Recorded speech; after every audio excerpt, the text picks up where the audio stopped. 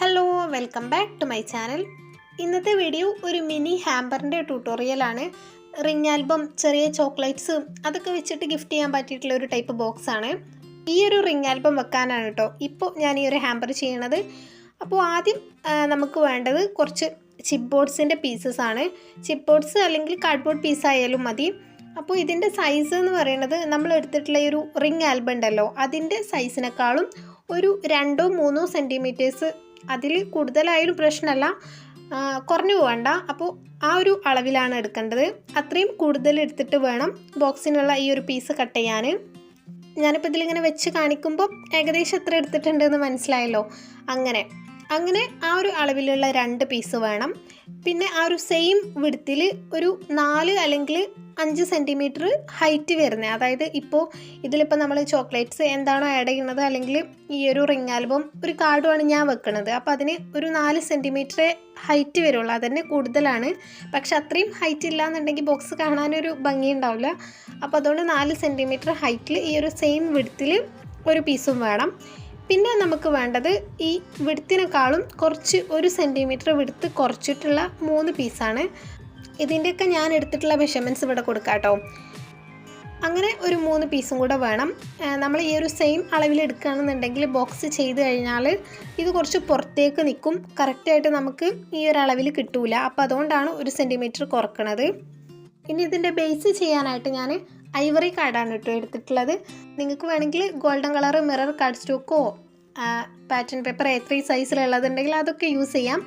ഞാൻ ഈ ഒരു കാർഡാണ് യൂസ് ചെയ്യുന്നത്.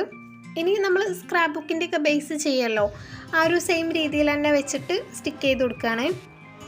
ഫെവിഗോൾ യൂസ് ചെയ്തിട്ട് തന്നെയാണ് കേട്ടോ ഒട്ടിക്കുന്നത്. അപ്പോൾ കുറച്ച് അധികം സ്പേസ് ഈ ഒരു ഗ്യാപ്പിൽ വേണം, എന്നാലേ നമുക്ക് ബോക്സ് അല്ലേ അപ്പോൾ ഈസി ആയിട്ട് ഓപ്പൺ ചെയ്യാനും ക്ലോസ് ചെയ്യാനൊക്കെ പറ്റുള്ളൂ. നമ്മൾ സ്ക്രാപ്പ് ബുക്ക് ഓപ്പൺ ചെയ്യുന്നതിനേക്കാളും കുറച്ചും കൂടെ വൈഡായിട്ട് ഓപ്പൺ ചെയ്യേണ്ടി വരും. അപ്പോൾ അതുകൊണ്ട് കുറച്ച് സ്പേസ് വേണം. അങ്ങനെ ആ ഒരു 3 പീസും ഒട്ടിച്ച് കഴിഞ്ഞിട്ട് പിന്നെ ബാക്കിയുള്ള ഈ 3 പീസും ഈ ഒരു രീതിയിൽ ചെറിയ പീസ് സെൻറ്ററിലും ബാക്കി 2 സൈഡിലും വരുന്ന രീതിയിലായിട്ടാണ് കേട്ടോ സ്റ്റിക്ക് ചെയ്ത് കൊടുക്കുന്നത്. ഗ്ലൂവിന് പകരം ടാക്കി ടേപ്പ് വേണമെങ്കിലും യൂസ് ചെയ്യാം കേട്ടോ.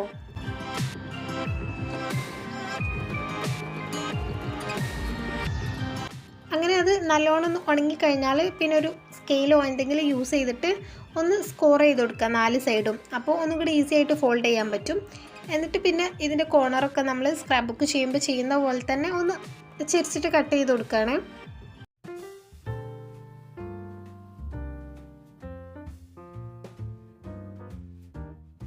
നാല് സൈഡും കട്ട് ചെയ്തതിന് ശേഷം പിന്നെ നമ്മൾ ഗ്ലൂ ആക്കിയിട്ട് ഈ 4 സൈഡും ഉള്ളിലേക്ക് ആക്കിയിട്ട് ഒട്ടിച്ചു കൊടുക്കാം. ഇതേ സെയിം രീതിയിൽ തന്നെയാണ് നമ്മൾ മറ്റേ പീസ് വെച്ച് സ്റ്റിക്ക് ചെയ്തിട്ടുള്ള ആ ഒരു ഷീറ്റും ചെയ്യേണ്ടത്.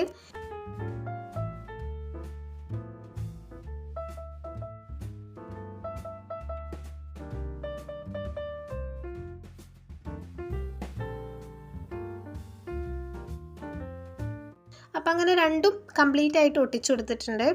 ഇനി ഇത് നന്നായിട്ട് ഉണങ്ങിയിട്ട് വേണം കേട്ടോ ബാക്കി കാര്യങ്ങളൊക്കെ ചെയ്യാൻ. അങ്ങനെ ഇപ്പം നന്നായിട്ട് ഉണങ്ങിയിട്ടുണ്ട്. ഇനി ഇതിന് നമ്മൾ ആ ഒരു ഗ്യാപ്പ് ഇട്ടല്ലോ അവിടെ ജസ്റ്റ് സ്കെയിൽ വെച്ചിട്ടൊന്ന് ടച്ച് ചെയ്ത് കൊടുത്തിട്ട് ഒന്ന് ഫോൾഡ് ചെയ്തെടുക്കുകയാണ്. നല്ലോണം പ്രസ് ചെയ്ത് കൊടുക്കരുത്, കീറിപ്പോവും. അപ്പോൾ ജസ്റ്റ് ഒന്ന് അടയാളമാക്കിയിട്ട് അത് ഫോൾഡ് ചെയ്യുക. അതേപോലെ തന്നെ നമ്മൾ ആ ഒരു 3 പീസ് വെച്ചിട്ടുള്ള ആ ഒരു ഗ്യാപ്പും ഇങ്ങനെ തന്നെ ചെയ്യണം. ഇപ്പോൾ നമ്മൾ വെച്ച് നോക്കുന്ന സമയത്ത് ഇത് കറക്റ്റാണ് കേട്ടോ. നമ്മൾ നേരത്തെ 1 സെൻറ്റിമീറ്റർ കുറച്ചെടുത്തുകൊണ്ടാണ് ഇവിടെ ഇപ്പോൾ കറക്റ്റായിട്ടുള്ളത്. ഇനി ഇത് ഒട്ടിച്ചു കൊടുക്കണം. അപ്പോൾ അതിന് വേണ്ടിയിട്ട് ഒന്നുകൂടെ പെട്ടെന്ന് ഒട്ടാൻ വേണ്ടിയിട്ട് ഞാൻ ഫെവി ബോണ്ടാണ് എടുത്തിട്ടുള്ളത്. ഫെവിഗോൾ വേണമെങ്കിലും എടുക്കാം കേട്ടോ, കുറച്ച് സമയം ഇങ്ങനെ പിടിച്ച് നിൽക്കണമെന്നുള്ളൂ. അങ്ങനെ താഴെ 3 സൈഡിലും ഗ്ലൂ ആക്കിയിട്ടുണ്ട്. പിന്നെ അതേപോലെ തന്നെ ഈ ഒരു 2 സൈഡ് ഉണ്ടല്ലോ, നമ്മൾ ഈ ഒരു ഇതിൻ്റെ ബേസിലേക്ക് അറ്റാച്ച് ചെയ്ത് കൊടുക്കണം. ഈ ഒരു 2 സൈഡിലും കൂടെ ഗ്ലൂ ആക്കിയിട്ട് നല്ല രീതിയിലൊന്ന് പ്രസ് ചെയ്ത് കൊടുക്കണം. അപ്പോൾ ഒരു മിനിറ്റ് ഒന്ന് ഹോൾഡ് ചെയ്ത് വെക്കാം. എന്നിട്ട് ഒന്ന് സെറ്റായി കഴിഞ്ഞിട്ട് നമുക്ക് ഉണങ്ങാൻ വേണ്ടിയിട്ട് മാറ്റി വെക്കാം. അപ്പോൾ തന്നെ നമ്മൾ ചിലപ്പോൾ വിടുകയാണെന്നുണ്ടെങ്കിൽ കറക്റ്റായിട്ട് ഒട്ടി കിട്ടൂല. അങ്ങനെ അത് ഉണങ്ങുന്ന നേരം കൊണ്ട് ഇതിലേക്കൊരു കാർഡ് ചെയ്യുന്നുണ്ട് കേട്ടോ ഞാൻ. ഇത് ജസ്റ്റ് പിൻട്രസ്റ്റിൽ നിന്ന് ഏതെങ്കിലും ടൈപ്പ്, ഇപ്പം ബർത്ത്ഡേക്കാണെങ്കിൽ ബർത്ത്ഡേ വിഷുള്ള കാർഡോ ആനിവേഴ്സറി ആണെങ്കിൽ അതുമായിട്ട് റിലേറ്റ് ആയിട്ടുള്ള കാർഡ്സൊക്കെ ഉണ്ടാവുമല്ലോ. അപ്പോൾ അത് ഡൗൺലോഡ് ചെയ്തിട്ട് പ്രിൻറ്റ് ചെയ്തിട്ടുള്ളതാണ്. എന്നിട്ട് ഇതിൻ്റെ 2 സൈഡും ഞാൻ അതുപോലെ ഒന്ന് ചെരിച്ച് കട്ട് ചെയ്തിട്ടുണ്ട് കേട്ടോ, ഒരു ടാഗ് പോലെ ആക്കാൻ വേണ്ടിയിട്ട്. എന്നിട്ട് സെൻറ്ററിൽ ഒരു ഹോളും കൂടെ ഇട്ടിട്ട് ഒരു പീസ് റിബൺ വെച്ചിട്ടൊന്ന് കെട്ടി കൊടുക്കുകയാണ്. വേണമെങ്കിൽ ഇതിൻ്റെ താഴെ കാർഡ് സ്റ്റോക്കൊക്കെ സ്റ്റിക്ക് ചെയ്ത് കൊടുക്കാം, അല്ലെങ്കിൽ ഇങ്ങനെ സിമ്പിളായിട്ടും വെക്കാം. പിന്നെ ഈ ഒരു കാർഡ് എടുക്കുമ്പോൾ നമ്മൾ ബോക്സിലേക്ക് ഈസി ആയിട്ട് കൊള്ളുന്നില്ലേ എന്ന് നോക്കണം കേട്ടോ, സൈസ് കൂടി പോരുത്.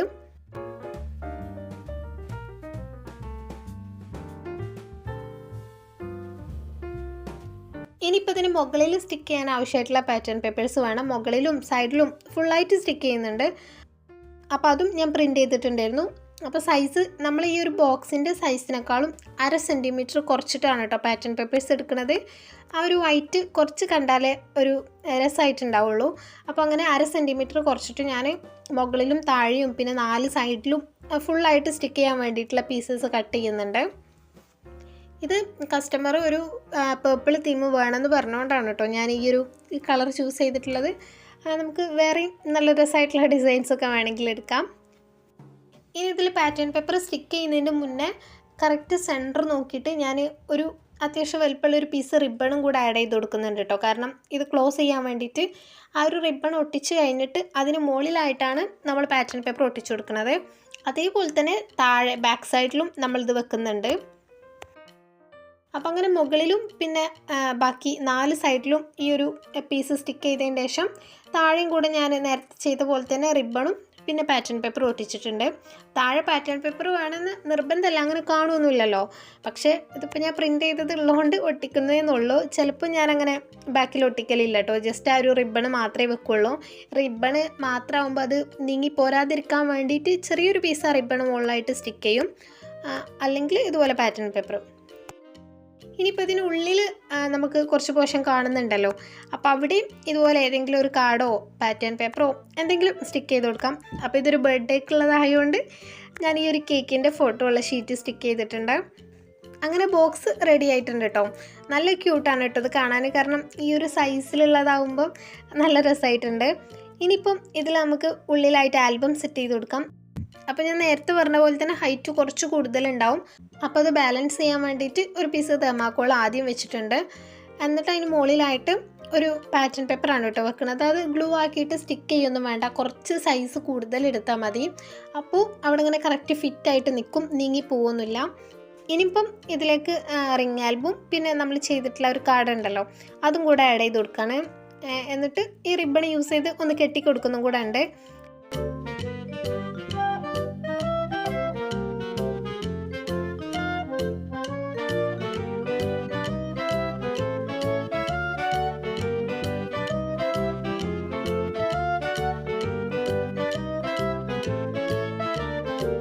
പിന്നെ വേണമെങ്കിൽ നമുക്ക് ഈ ഒരു ബോക്സിൻ്റെ പുറത്ത് ഇതുപോലെ സ്റ്റിക്കറോ കാര്യങ്ങളൊക്കെ ആഡ് ചെയ്യാം.